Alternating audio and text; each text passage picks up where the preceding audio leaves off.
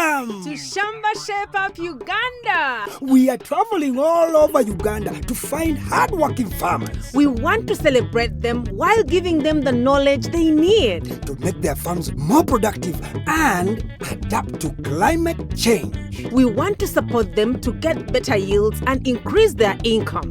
We will see how farmers can benefit from our experts' advice and turn their farms around into a profitable business, while learning from each other in so many ways. Join us on these journeys and share in the farmers' experience on the Shamba Shape Up, Uganda!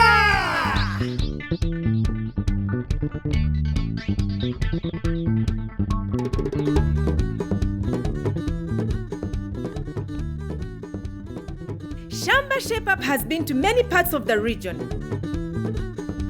Uganda, welcome to Shamba Shape Up, Uganda! Kenya and Zambia. Welcome to Munda Makeover. In our many safaris, we've met very successful farmers and learned quite a lot from them. We've met struggling farmers too. And that is why we always bring our experts with us so that we can keep learning together.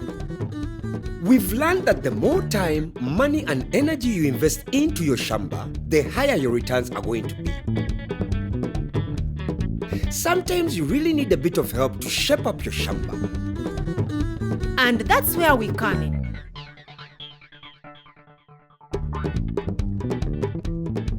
In crop farming, the first step to successful farming starts with the soil. How do you know your soil can feed and grow what you want to plant? To understand more, let's go all the way to Chibombo in central Zambia to meet Anastasia. She needs some help in knowing how her soil is doing and what nutrients need adding in order to increase her vegetable yields. So, we called in a fertilizer expert to advise. As a farmer, Anastasia, the number one thing that you have to put in your mind is you need to understand the soil conditions. If you understand the health of the soil, it will help you to plan. Of course. Now, how do you plan when you don't know the soil? Because you cannot know what type of fertilizers you're going to put there, the quantities that you're going to put there, right? The soils, I consider them as a bank for a farmer. Right. Okay. So this bank has to be treated with the utmost care. Of course. And love. Yeah. So in the soil, that's where you put your money. Yes. Definitely. So you have to keep the money where it is safe. So you understand the soils. Because in the soils, there are natural nutrients that exist there. You know to say there's enough, maybe nitrogen. For argument's sake, there's also phosphorus or potassium. And then you look at the crop that you want to put there. You know to say my crop needs so much of nitrogen. Of course. So it will help you how much nitrogen you're going to put in the field. It's not just to say, oh, we're going to put 10 bags, you're going to put 5 bags. No. You are going to waste your fertilizers or you're going to underfeed your crop. There's also what we call the pH. When the pH is high, even if you put so much fertilizers in there, the fertilizers and the nutrients won't be made available for the crop. Right. So you need to understand, how is my soil pH? You have said I need to understand my soil. And I've never seen someone testing the soil in this area. Right. I don't know it. Okay. At our office, we have a department that deals with the soil testing. Okay. So with that, it's not a problem. We can easily bring them here. They do the soil sampling and take the soil samples to the laboratory. Those results, they will help you to plan how much fertilizers you're going to use and how much you will spend on your crop. Make sense? Let's break it down. So farmers, we need to understand that every time you plant, the plants use the nutrients in the soil to grow, and when you harvest, you take away those nutrients. With every planting season, more and more is gone, and this needs to be replaced if you want a good harvest. And different crops need different nutrients to grow well. These nutrients can be found in organic and commercial fertilizers. Doing a soil test will show you what nutrients your soil needs so you can avoid spending money on unnecessary fertilizers. It will also show you how much you need to put and when you should put, depending on the crop you are planting. A soil test will help you figure out which nutrients your soil lacks. There's another thing to consider, and that's soil pH. Soil pH tells you whether your soil is acidic or not. Different crops do well in different pH levels. For example, pH 1 to 4 is very acidic, and pH 10 to 14 is very alkaline. Farmers can run into trouble if they keep using the same fertilizer for a long time. It can make the soil too acidic, and when you try to grow crops like maize that require less acidity, they struggle to absorb the nutrients from the soil, and that can lead to crop failure. A soil test will show you clearly the pH of your soil and what you need to do depending on the crop you want to grow. But how do you test your soil? This is how it's done. Gather 10 samples in a zigzag pattern from across the field. Mix them together, then remove a small amount and take it to an agrovet stocking yard of fertilizers. Within 2 to 4 weeks, you will get the results. Depending on the crop you are planting, you will be guided on what fertilizer is needed, how much to use, and most important, when it should be applied. Very helpful, Kosi. A soil test can also tell you what crops will do well in your farm. Let's come back to Uganda to visit another farmer in Namaganga village in Mukono. Farmer Robert Sebuyungu, who is practicing organic farming on his 6-acre farm. We asked Ronita Kiza of Vida Verde to do a soil test on Robert's maize plot. But first, I wanted to know what she thought of the organic soils versus inorganic ones. So in an inorganic farm where we have inorganic fertilizers, we have acidic fertilizers like urea. Okay. We have alkaline-based fertilizers. So you find that farmers who use such fertilizer, they tend to alter the pH of the soil, whereby in the next farming season, you have to correct the pH depending on the crop you're going to grow. Okay. Then also, you look at the retention of the nutrients, magnesium, calcium. It's more in the organic soil. Okay. As long as the nutrients are already in the soil, they'll be retained properly on the soil. Farmer Robert, can we get the results? Yes. And give us the results.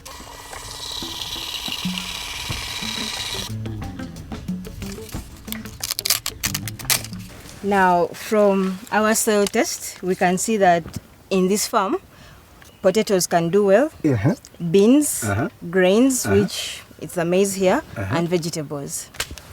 Now, concentrating on the maize, for our farmer to attain that 2.5 tons from 1 acre with this variety, he needs to add 100 kilograms of agricultural lime, and in this case, since he's organic, that will be the ash. Then he should add 498 kilograms of compost, that is his manure. Then, in addition to that, we still need to add in more inorganic fertilizers like NPK, 75 kilograms. Sorry. What is NPK? NPK is nitrogen, phosphorus, potassium. Those are the elements a crop needs, the macro elements. Now, the recommendations given here will help you attain 2.5 tons. However, if you decide to go entirely organic. And remember, now we are looking at 498 half a ton of compost manure. That's a bit hard to attain. Yes. But if you use it, you may not attain 2.5, but you surely attain 2 tons. Yes. This organic manure Yes. has most of the elements that are required, though in a lower concentration. Once you put the poultry manure, it should be able to give you a very good percentage of this. It may not exactly be like NPK in organic, but it will give you a very good yield. It has given us good results, which we wanted. We wanted, yeah. When you use only organic manure, you are not sure what nutrients you are adding. Therefore, it's important to do a soil test to see what is needed. The benefit of using a fertilizer is that you will know which nutrients you are adding and in what quantities. Definitely, I've been yearning for soil testing for all the time. I'm being encouraged, not discouraged. I know even this season, even though there are some incorrect issues here and there, but I do believe even the production is going to increase. According to production we got previous season.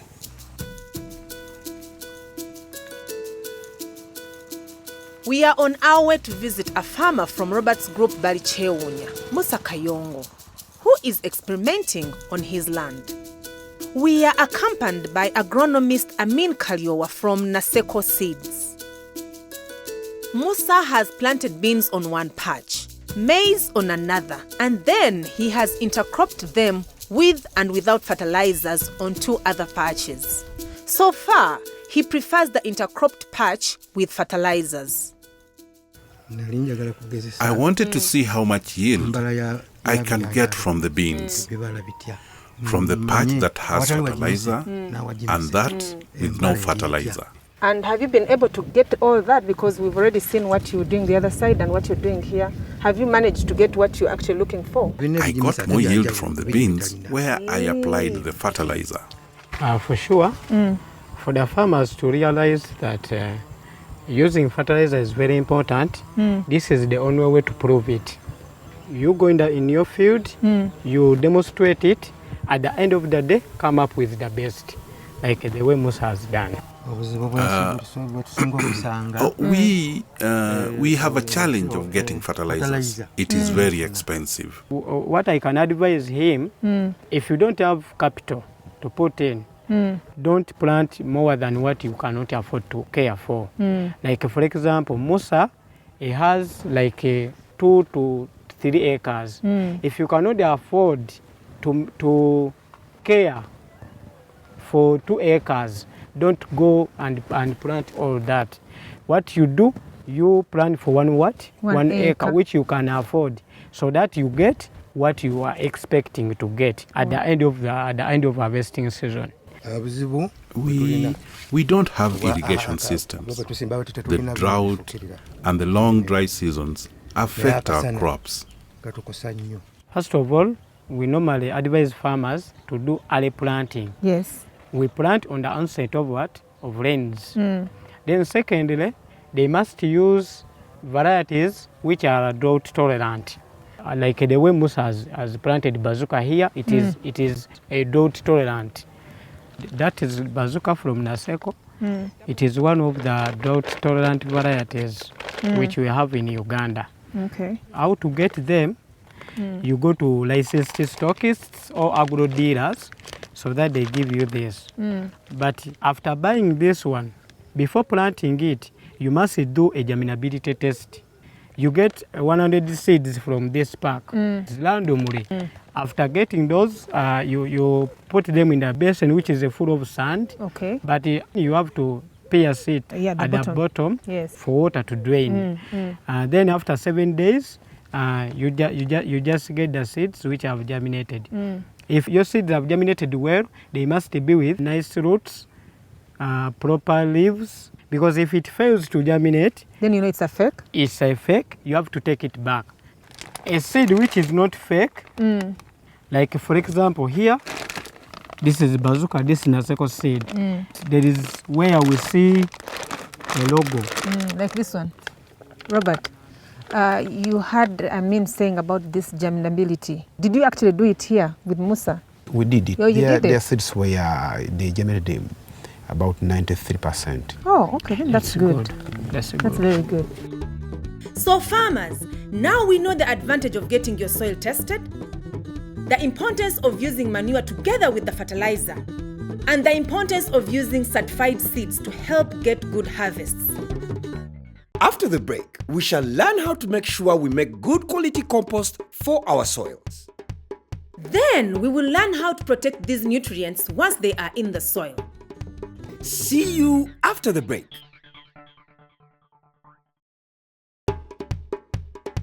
Welcome back to Shamba Shape Up.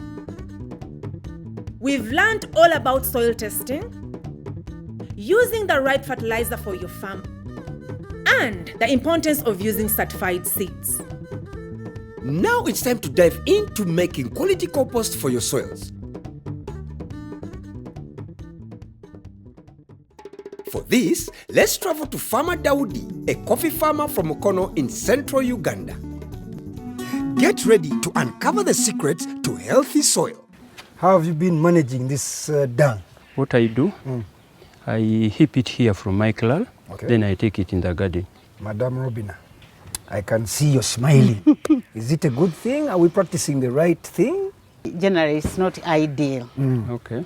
Because as you look at it, you heap it here. First of all, it's not hygienic. A lot of flies will be coming and gathering around here, which is not healthy to your home. At the same time, it is direct the sun that at times it evaporates and some of the nutrients evaporates away.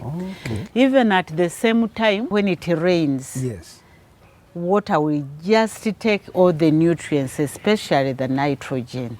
And at the same time, when you take it as fresh as it is, you may take it with a lot of heat where it can end up burning your crops. We have the best way of doing this, and I think we can make a compost and try to decompose it in a pit, which is an ideal method. So, Madam Robina, do you have a place that we can use, or you've observed that we can use? Yes, I think I can show you where and how we are going to do it. Okay, you go with Daudi. Me, I'm going to get Joweria and Karis. We need manpower. Okay. Joweria and I ran as fast as we could, but still found when the team had already begun. These are different organic material which we are supposed to use. And as you look at them, they are all different colors. Okay, yes. We have this browny portion where we have dry matter. They provide us with a lot of carbon. When you go to those green ones, you will find that they give us more of nitrogen. You will see that in the material we have ash, there you will get some good calcium.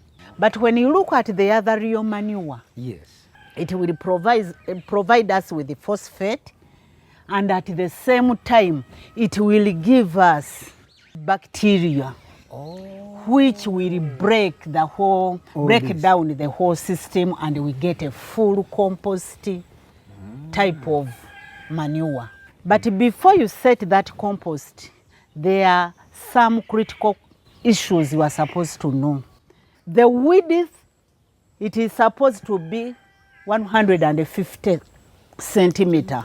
When you go down, it is supposed to be between 45 to 30 centimeter.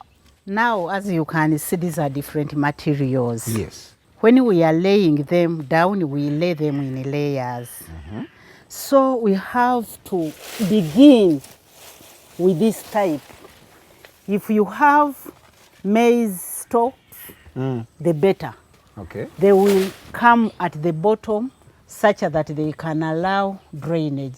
That is, excess water will be running through and going down. Okay. So from there, you go to the brown material. You see, we have this as brown. You can even use banana leaves as brown, or tree dried leaves. Okay. You put this layer of this brown, and on top of them you can put also wood shaving. Then you put it in a layer. After putting those in a layer, you use a watering can and you smear some water in it. Then we bring our manure. Then afterwards, you bring your ash, this ash. Yes.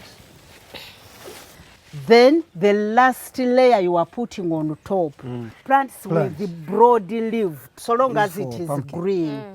So this one will provide nitrogen, which will enrich our compost. After sealing, you will get a long stick and you press it down. When you press it down, it will be a measure to see whether your pit has developed heat inside. Because when you pull it out, you will test it and you will see that it is warm. We have completed filling this one, but it doesn't mean that we are going to dig only one pit. Dr. Nagai went on to say that a farmer needs 3 pits to make compost. So, Daudi after 3 weeks should move on to the second pit and transfer the contents from the first pit into it. Give it a good mix to aerate the compost. Continue this process, transferring the contents from the second pit to the third pit. Soon enough after the third pit, Daudi will have nutrient-rich compost ready to use on his farm. Thank you very much, Dr. Robina. Thank you, Fro. Rich compost really is key to healthy crops. But even as you add compost to your soils, you need to make sure the nutrients don't get lost. How do you do that? Easy. Mulching. Let's join Carol in Kenya, who is meeting Alfred, a maize farmer in Tharaka County, to learn all about it. Our final expert today is Josephat Musenze, an expert in conservation agriculture. Tharaka is generally a hot, dry place, so we've asked Josephat to give us some advice on how to keep moisture in the soil by reducing evaporation. And best of all, it doesn't cost the farmer a single shilling. Conservation agriculture is a farming where you practice 3 principles. 1, minimum soil disturbance. 2, residue retention. And 3, crop rotation. So today, what are we concentrating on? Today we want to demonstrate the residue retention of the crops in the farm. Why is it very important to have soil cover?